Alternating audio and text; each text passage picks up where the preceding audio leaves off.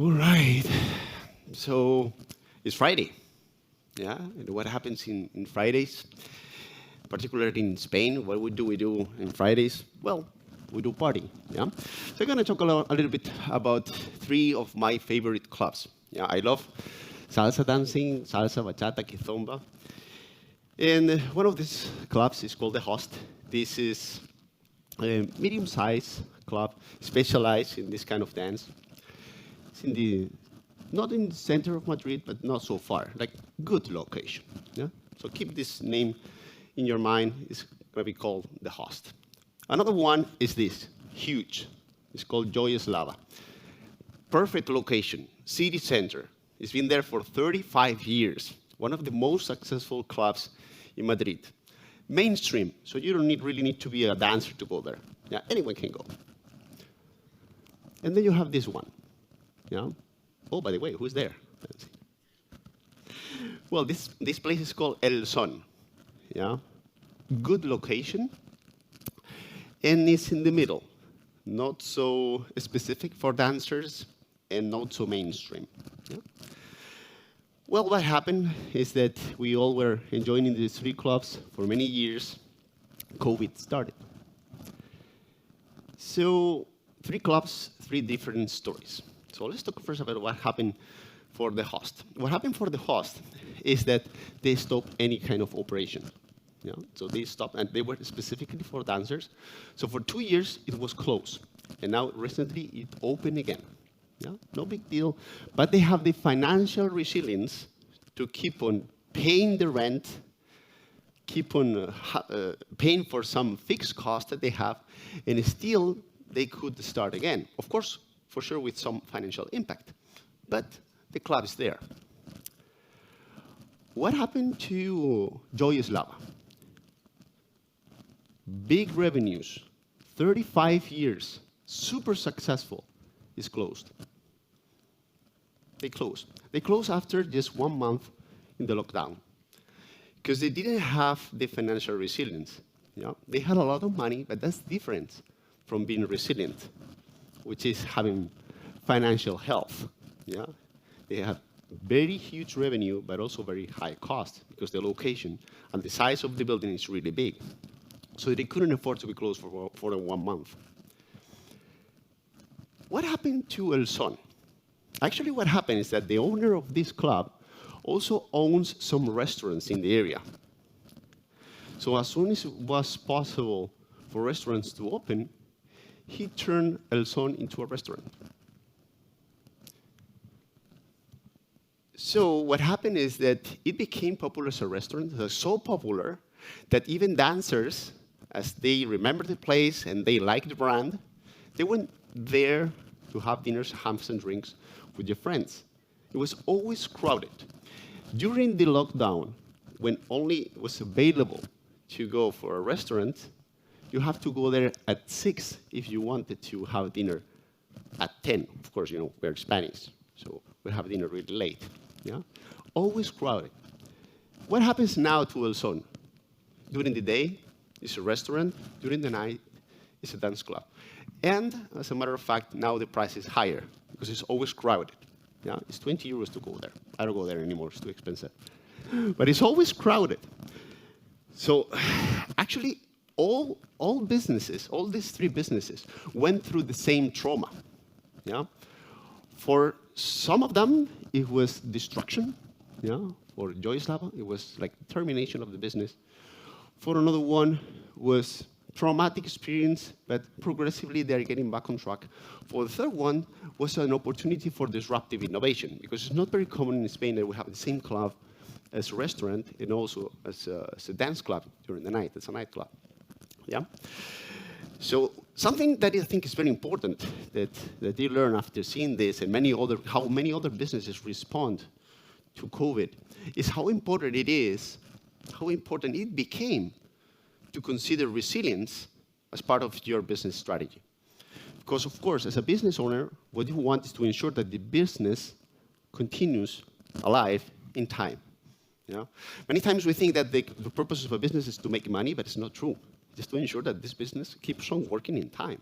And for that, of course, you need money. Yeah? So, well, here we have this choice. Adversity, you can't avoid it. Trauma, you can avoid it. You can prepare resources so that adversity can even become an opportunity for disruptive innovation. So how to do that? Yeah? How to choose, how to make this choice? Yeah?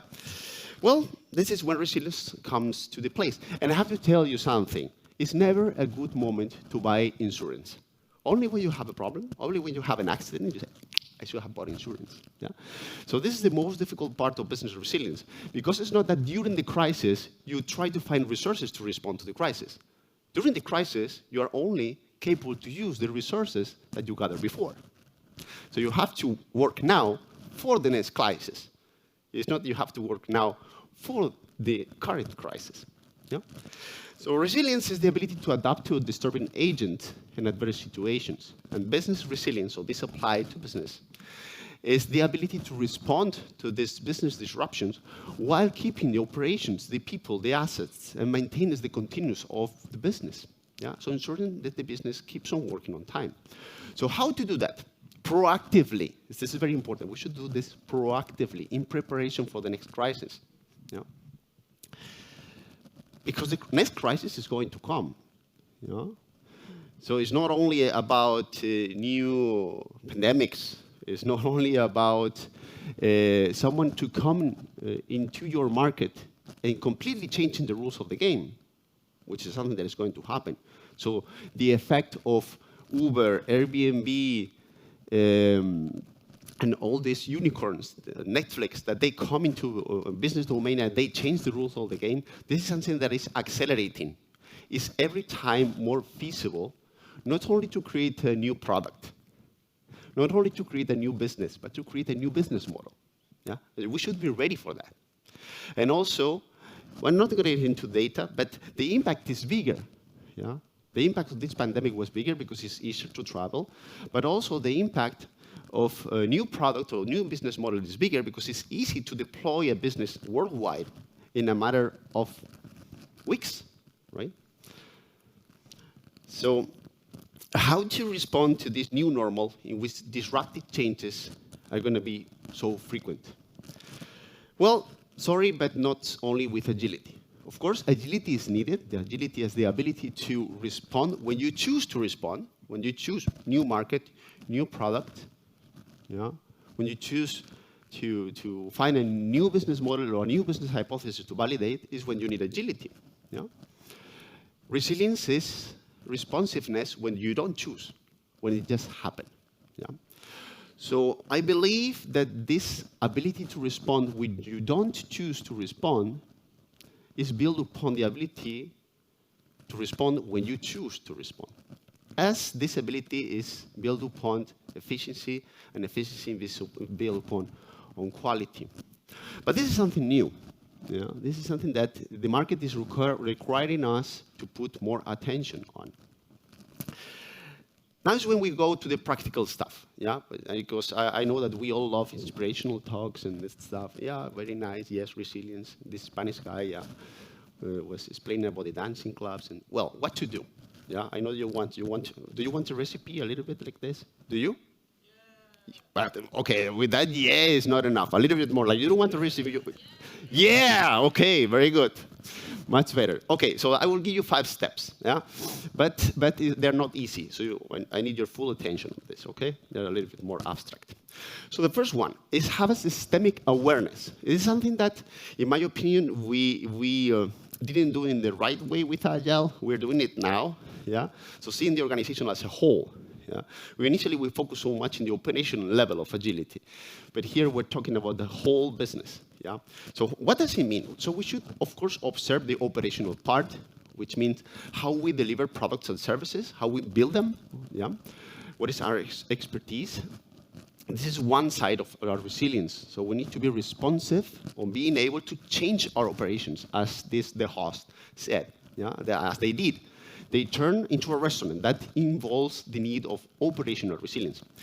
You also need financial resilience, which means your finances are healthy.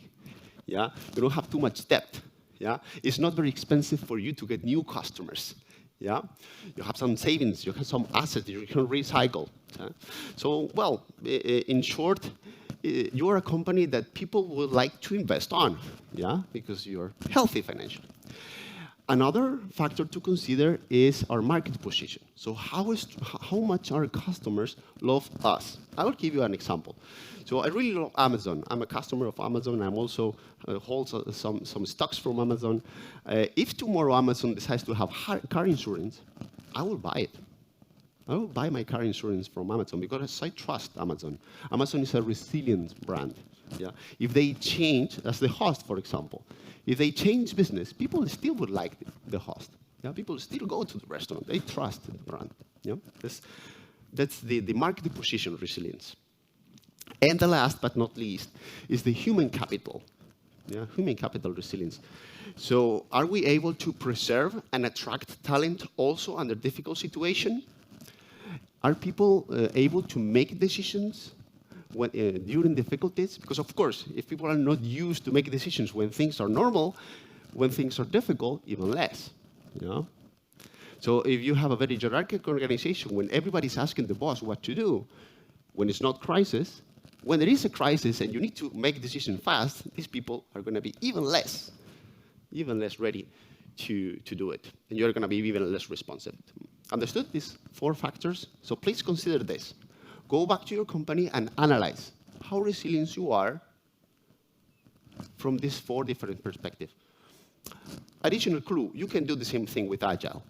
Yeah? You can also analyze if you have operational agility, financial agility, market position agility, and human capital agility. Yeah? But that's not the topic of this talk. Still, I know you want to take a picture so you can memorize. So here you have this, yeah, in the glance. So you can take a picture, is what I just explained. Yeah? All right, let's go for the second one. Yeah, the second tip, second thing that we can do, which is run crisis simulations. Yeah? Under a crisis, you become more creative, but you need to be there first. Yeah? So the good news is that we can prepare a sandbox so we can see how would we respond to an eventual crisis. And you might be thinking, okay, I can't predict the future. Well, the good news is that you don't need to predict the future. It's like you can try and just simulate any crisis, and regardless of the type of crisis, you're going to get new resources, new connections, new understanding of your organization, more information, so that can be applied to any type of crisis. So for example, now with COVID, we learn how to work online. And this is applicable to many other different types of crises. Yeah? It's a resource. So it's not about predicting the future, it's about gathering more resources that can be potentially applicable to many crises, a broad spectrum of crises. So how to run crisis simulations? Well, I'm not going into the specific of the theoretical demonstration or explanation about why this makes sense, but simply it's about, if you know Kinefin, if you see the liminal version of Kinefin, it's just creating the aporetic stage in Kinefin, which is building confusion on purpose. Yeah? So that you can respond in a sandbox. You can respond in a controlled and informed way, which is much better than responding when you don't decide. It just happened, right? We do that all the time, actually. When you do like fire simulations in your company, you're actually doing this. So when you do tests with ethical hacking, you are actually doing this. So we do this in other aspects in our companies and in our lives. So in practice, first, prepare this scenario. Yeah? You can use different techniques for this. I will propose you one, which is scenario planning. Yeah? Scenario planning is as simple as this. We can do analysis of external possible factors, for example, pestle analysis. After this, you can do an analysis of internal factors, which is a SWOT analysis in this case. From there, you choose what are the key drivers. So you have this brainstorm of different factors that might be interesting for you to consider, and you choose 2 of them, and you compare possible scenarios according to critical uncertainties. So what is this happens, and this doesn't happen, or this happens in positive level, or this happens in negative level. Yeah? So once you have that ready, you have to analyze what would be the impact in each of these 4 different areas. Yeah? So imagine, for example, you are building cars and you don't know anything about electric cars, and tomorrow you have to be ready for this. So are you operationally ready to change into electric cars? Are you financially ready? Can you absorb this cost? Are you, your brand is ready? Will people buy your cars if they're electric? Do you have the human capital to do this? Can you attract engineers to do this? Yeah, so analyze the possible impact in this area, and then generate indicators, thresholds that can tell you that actually this crisis might be happening and you might need to respond. Yeah, it's like the same that you would do with a blood test. You see, if you are within this margin, you're okay. If something is changing beyond these margins, maybe this crisis is happening. Because sometimes a crisis is very visible, but some other times it's not so visible. Yeah, crisis is coming and you don't know it yet. So having some indicators that might raise an alert is very helpful. Yeah. So this is all the information that we need to start the simulation. We're going to call this disruptive scenario package. So you have here your story, what is going to happen. Yeah?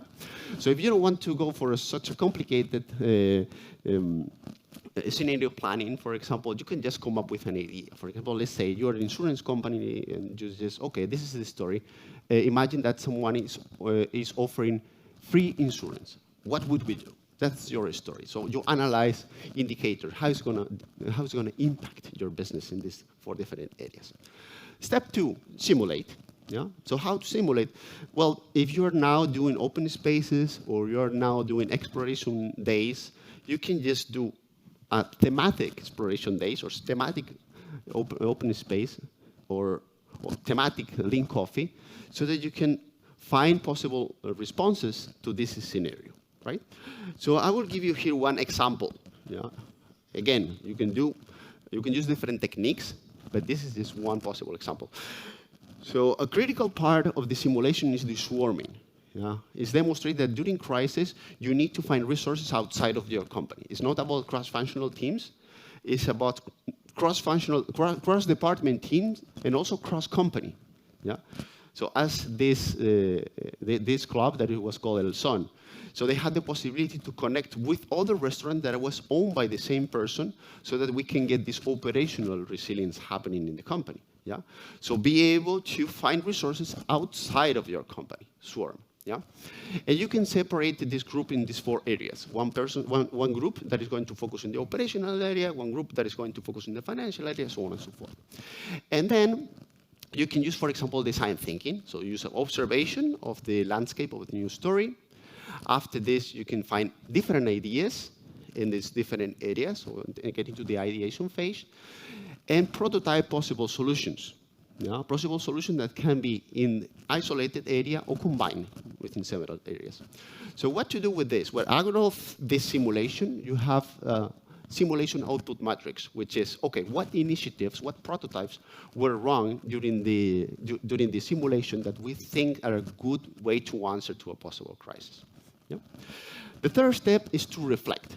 So we have this output, and what we do is we do retrospective and review on what happened so far. So we can choose if maybe some initiatives will become part of a responsive plan, so our business continuity plan, so how we respond to crisis, or maybe it can happen that even though the crisis is not there yet, it's still a good idea, it's still a good disruptive innovation.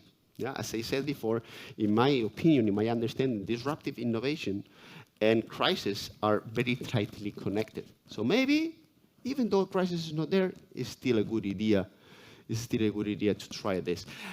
By the way, this might be a good way for you guys to sell this to your management.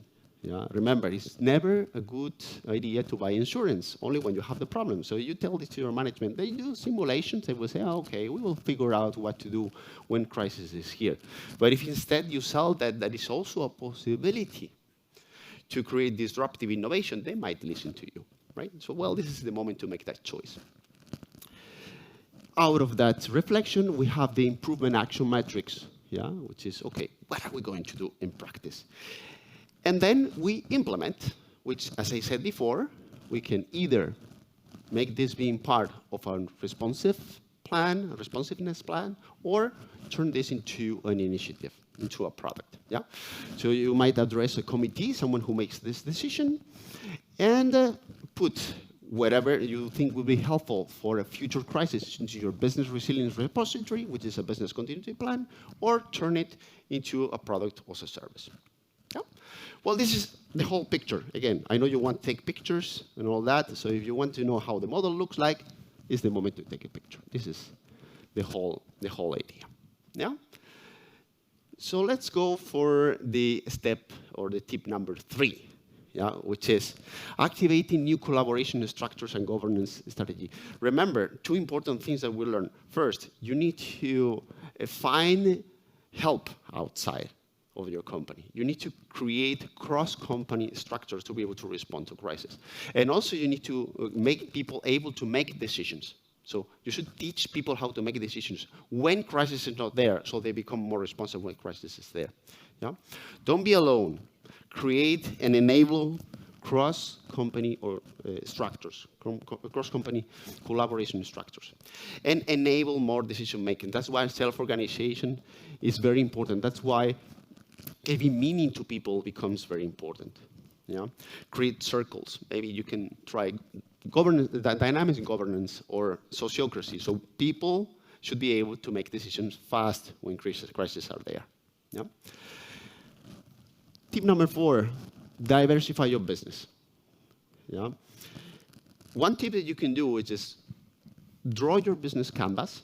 You're familiar with this tool, and just take a post-it off. So what happens if, for example, this channel is not possible anymore? What happens? You're a restaurant, and this, like having people in your tables, is not possible anymore. Yeah? Or, for example, what if one of your main value propositions is not important in the market, it's not relevant in the market anymore? Yeah? How can you diversify so you can create a parallel business model to guarantee the continuity of your business doing something different? Yeah?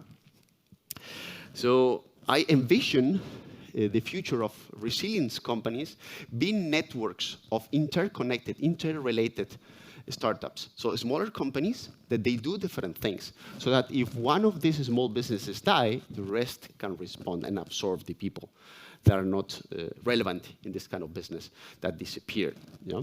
This is actually something that we are seeing already in big companies, how they create farms of startups so that they can be more resilient and more responsive if one of these business as a whole is just a bad hypothesis. Yeah?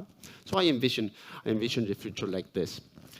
The five tip that I'd like to give you is shape a resilient culture. So, and how does it look like? How is a resilient culture? With this, to prevent this from happening. You know, when the boat sinks, all the rats jump. Yeah? What you want to do is build a culture so that when the boat is sinking, the people are just taking the water off. Yeah? And this means to create a new mindset so that people understand that their responsibility is not to complete the tasks that the boss tells them to complete. It's not even to build a product. It's to do whatever is in their hand to ensure the continuity of the business. So this is the new mission that we need to give to our people as leaders, so that if things go south, if we are in a crisis, they will do whatever is in their hand to help the business responding. Yeah? Again, I believe this is a key factor in any business. So if you really care about your business, I would do something about it. Yeah? I would prevent suffering trauma and instead just taking advantage of the adversity.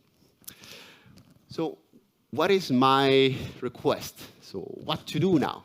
What to do after this talk? Well, you choose, of course. You can just, for example, raise awareness about this. But even better, why don't you just run your first crisis simulation? You can do it in your team, at team level, in your department, in your area. Yeah?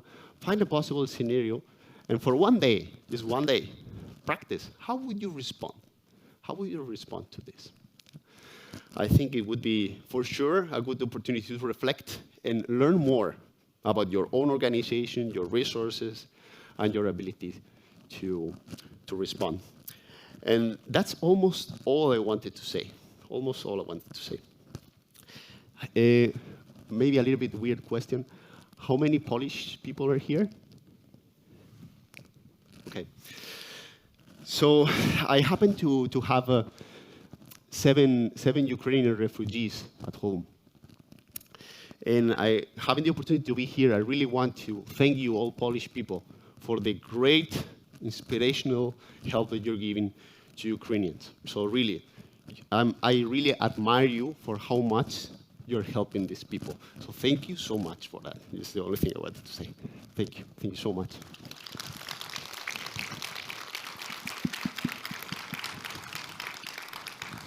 I don't know, do you have any questions? We don't take questions in our format, but you're going to be available, right? You're not leaving. You're not running away. Mm-hmm. We've got lunch right afterwards. He's the one who's the sharp dresser, easy to find. And so I'm sure that there will be some people who have questions and want to talk to you. Just, he's very approachable. Very approachable. He'll even dance with you if you ask. Absolutely. So thank you very much. Thank you so much. Thank you so much, guys.